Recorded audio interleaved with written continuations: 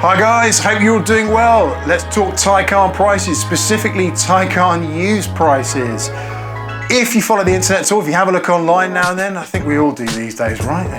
Anyone not? I think we all do, yeah? You'd be forgiven for thinking that Taikon values are in complete freefall right now.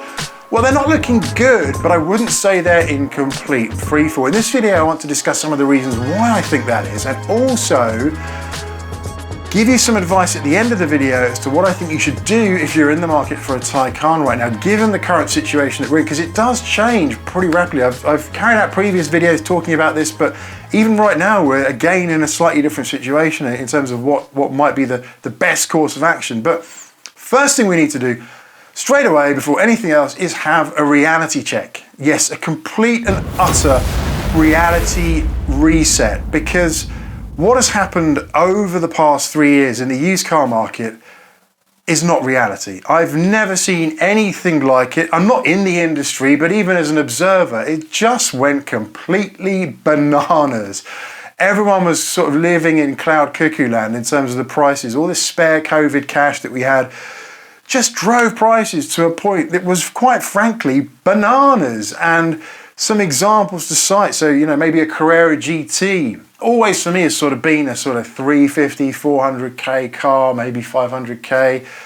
One sold in the US of summer 2022 for 2 million, admittedly pretty much 0 miles on it or thereabouts, but it was just crazy to see a car like that go for that price so quickly. You just had this kind of massive artificial inflation of prices across the board. And now they're back down to sort of a mil, sub-mil, and sort of coming back down to reality. But the whole used car market drove in that upwards direction, and it's now correcting itself. We're coming back down to reality. We're seeing a squeeze. We're seeing spare cash dry up because of the situation from an economic perspective, but really kind of getting back to what I would see, or I would kind of cite as being more normal in the whole industry. Sure, it might not be the preferred normal, but it is really kind of where we're at. Cars depreciating like they would normally. And the other thing with Taikon specifically is, I'm going to cite an example that I saw. There was a Taikon for sale in the summer of 2022, a Turbo S green. I think it was a Sport Turismo or a Cross Turismo. Forgive me, can't remember, but it was up for 190k. Great British pounds. This is looking at the UK. So Great British pounds, there's been a lot of analysis of what's going on in America, some great videos online. But UK I'm looking at here, 190,000. So that is probably 30k above what that car would have been at list, even with all the options tick, which is quite frankly completely unrealistic. And I use Auto Trader for this information. Admittedly, it is one source, but it kind of captures the whole market, I think, with enough information to make pretty decent judgments about what's happening. So yeah, that is the source here. But 190,000. The most expensive now is 167,000. So that has come right back down to earth at a level that I would perceive being a bit more normal for a used car with pretty much hardly any miles on it. But we were in this situation that has made us all a little bit jaded, I'd like to say. So where we're at now is reality. Now, the other thing is the Taikon itself as a car. It's great, it's brilliant, I love it, it's fantastic, but why should it be any different from a Panamera, for example? I've spoken about that in previous videos, that I think the Taikon is pretty much a Panamera. Yes, it's not got an engine, etc., it's electric, but it just sort of sits in that bracket perfectly. And if you've bought a Panamera from new, yep, you will know that indeed they do not hold their value very well. And why should the Taikon be any different? The other factor we've got going for here is the supply, the oversupply of Taikons. Again, looking at Auto Trader, there was 2 months ago, I think 600 or so that were available online. It's now down to 450, so that trend is coming down. That pool of cars that are available is starting to come down. And this is kind of why we're in this situation. Now, because the supply of Taikons that you supply is so high, when people are taking their Taikons into the dealer, they're being offered absolute peanuts for their car. And this is simply because the dealers don't want them. There's lots of stock there. They're not holding their values very well. It's a risky procurement for a dealer to get into stock. So why would you be offered a lot of money for a car when there's plenty of competition out there? Again, that reality check kind of needs to kick in. And you might think, okay, I've got a Turbo S. That Turbo S name, if you've got a 911 Turbo S, yeah, they kind of tend to be pretty immune and hold their value brilliantly. So you might think, the Taycan will be no different.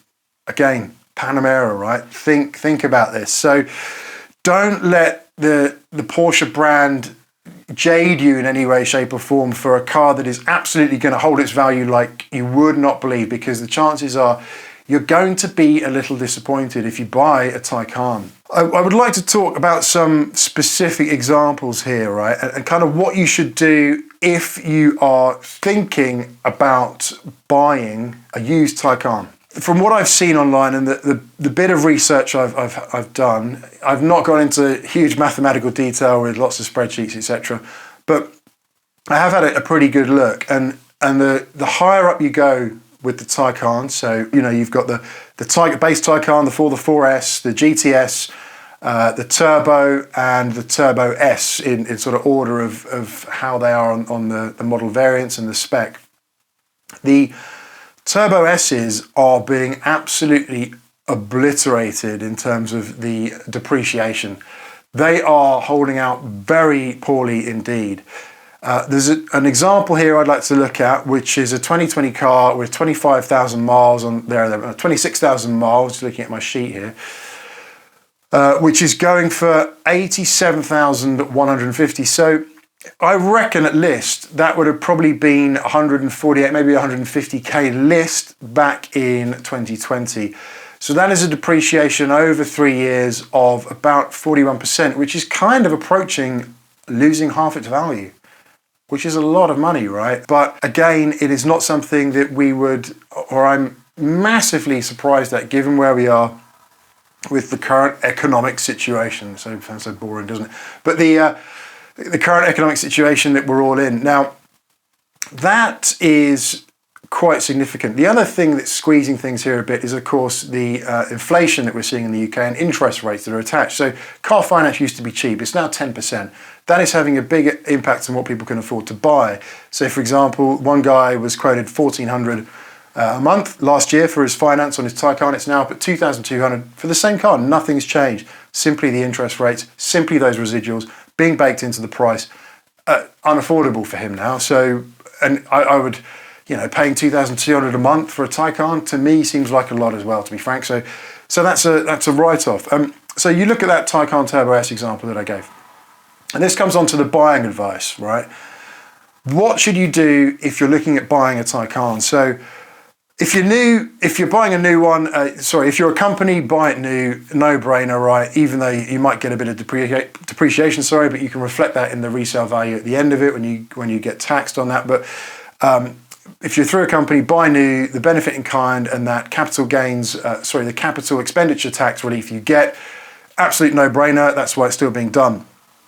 I have said this before, if you're buying as a private buyer, don't go anywhere near new right now. It just doesn't make any sense. Please don't, because there's so much stock available. You will get the car you want. The finance, the APRs that you're going to be getting on new are not going to be preferable. The depreciation, all these things that are going to kind of go against you. Unless you really want to buy a new one, then please do crack on. So what should you do if you're buying used? Well, buy used, right? Which one should you buy? So if you look at the variants here, we've got the Saloon, the Cross Turismo, the Sport Turismo. I would go Cross Turismo or Sport Turismo. They simply seem to be more desirable right now. So you're going to get a car that should hold its value a little bit better, but be prepared to pay maybe 10k more, 8 to 10k more over the equivalent Saloon version of that car, right?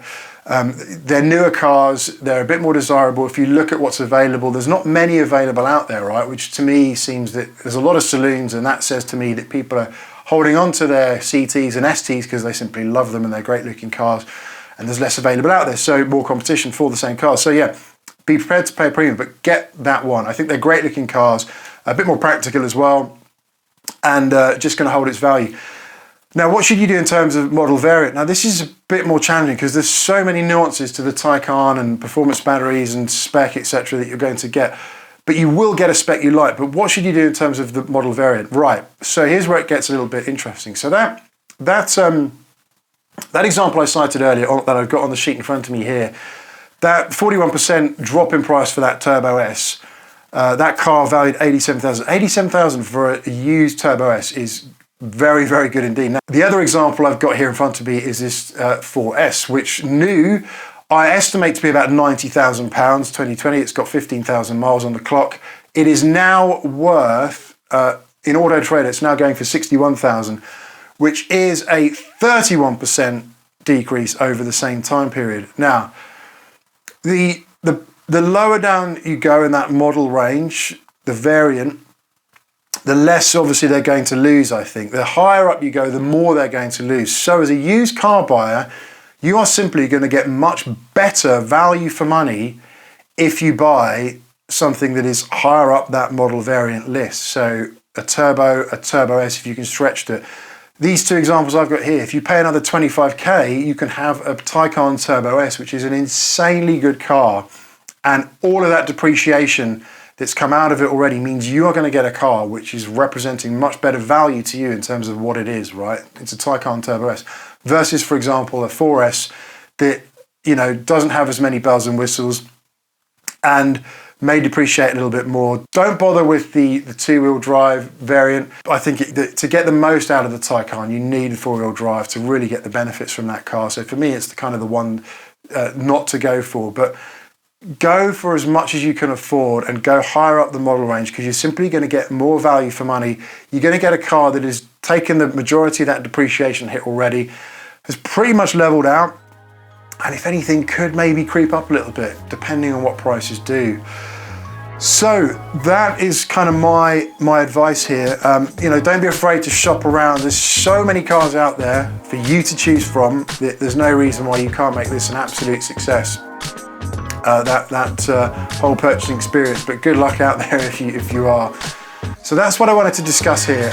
It is a crazy market that we're in right now, which is great if you're a buyer, bad if you're an owner from new, but nothing to worry about, right? Regardless of all this, still loving the car. Plenty of other folk out there really enjoying the car, and this is kind of normality, I think, in terms of used car values. That's it for this one. Stay safe, stay well. See you in the next one. Bye for now.